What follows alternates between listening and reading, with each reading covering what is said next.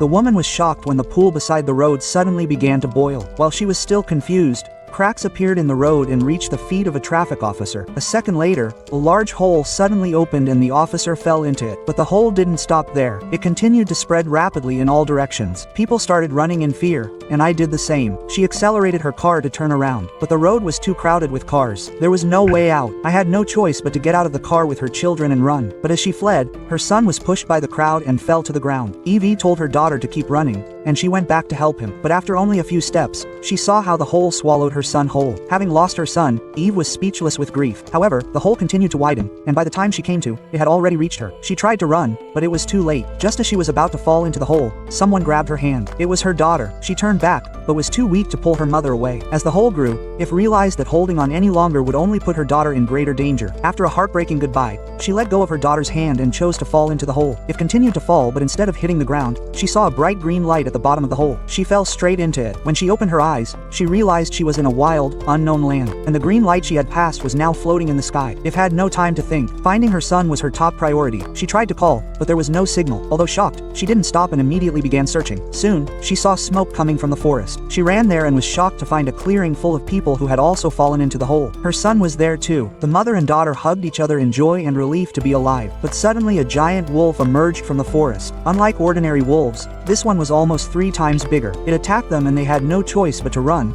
and they weren't the only ones. More wild wolves broke into the clearing and began attacking the survivors. People started running and hiding. Some tried to fight back, but they were no match and were killed by the wolves. In the chaos, a hungry wolf knocked down I's son. I picked up a rock and hit the wolf, but that only made it more aggressive. At the last second, a survivor shot the wolf. I and my son survived. The rest of the wolves were terrified and ran away. I realized that my son had been bitten. Luckily, one of the survivors was a doctor and immediately treated his wound. But without antibiotics or stitches, the doctor said that my son wouldn't survive more than 2 days. But where could they find antibiotics now? I paused to think and suddenly remembered that an ambulance had also fallen into a hole. Ambulances usually carry basic medicines. The doctor agreed to go look for it with Ive. Worried about encountering a wild animal, they asked the man who saved I to come with them. Luckily, they didn't encounter any danger and soon found the ambulance. The doctor went in to get some medicine, but then I saw something terrible. A mountain in the distance looked exactly like the one on the ambulance with the label Hollywood Hills. That meant they were still in Los Angeles. The doctor and the man couldn't believe it. Just as they were trying to make sense of it all, they heard a deep growl from deep within the forest. Then, to their surprise, a saber-toothed tiger appeared before them, a species that had been extinct for thousands of years.